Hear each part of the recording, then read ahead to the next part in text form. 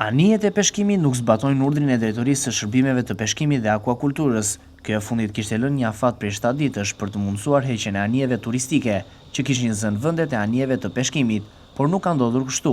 Televizioni 6+1 Vlora realizoi këtë të diel një tjetër vëzhgim në Triport, aty ku mjetet turistike ishin në po të njëjtat vende. Fiks një javë më parë, televizioni 6+1 Vlora realizoi një vëzhgim këtu në zonën e Triportit, nisur edhe nga një kontroll i Drejtorisë Përgjithshme të Detarisë në lidhje me lirimin e hapësirave të zëna në këtë territor nga anijet turistike.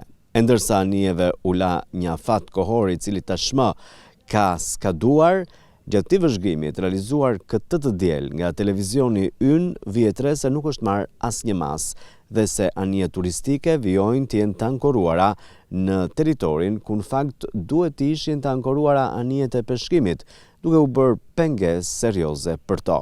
Mbetet për të parë nëse do të ketë një tjetër reagim në javën e re, por me shumë gjasa kjo nuk ka për të ndodhur, pasi afati i parë i lënë por pronarët e këtyre mjeteve tashmë ka skaduar.